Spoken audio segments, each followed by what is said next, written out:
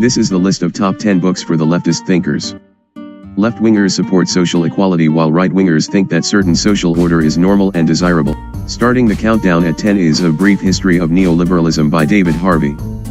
So-called global cities of finance become spectacular islands of wealth and privilege, with towering skyscraper. Within these towers, trading between floors creates a vast amount of fictitious wealth. This book reads like a true-life detective story investigating the mugging of the world economy in autumn 2008.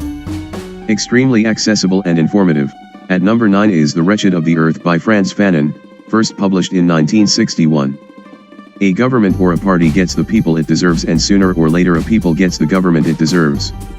The book is written with anger and passion but has great clarity and purpose. Against the backdrop of Algeria's attempts to break free from the French colonial rule, this book is a painful psychological exploration of dehumanizing effects of colonization upon the individual and the nation. One-Dimensional Man is at number 8. This society turns everything it touches into a potential source of progress and of exploitation, of drudgery and satisfaction, of freedom and of oppression.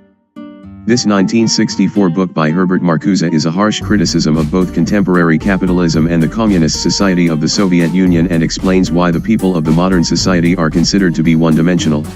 At number 7 is Homage to Catalonia. The book is George Orwell's personal account of his experiences and observations in the Spanish Civil War. In an entertaining and nonpartisan way he conveys the boredom, confusion, and lies of the war and his encounter with the horrors of a totalitarian police state, which greatly influenced his writings in Animal Farm and 1984. A People's History of the United States by Howard Zinn is at number 6. This is America's story from the point of view of African Americans, America's women, factory workers, Native Americans, working poor, and immigrant laborers. This heavily influential book was first published in 1980 and has been assigned as reading in many high schools and colleges across USA. Guerrilla Warfare by Che Guevara is at number 5. It is a fascinating insight into the ideology and tactics of the Cuban Revolution. Published in 1961, it soon became the guidebook for thousands of guerrilla fighters in various countries around the world. The Shock Doctrine by Canadian activist Naomi Klein is at number 4. From Chile in 1973 to Iraq of today, she exposed how the trauma of invasion was being exploited to remake the country in the interest of foreign corporations. She called it disaster capitalism. At number 3 is The Conquest of Bread. Originally written in French by Peter Kropotkin, this book lays out the basic principles of the anarcho-communism. Like Marxists, he argues that the concentration of the wealth is the root cause of poverty but does not suggest a centralized state as the solution.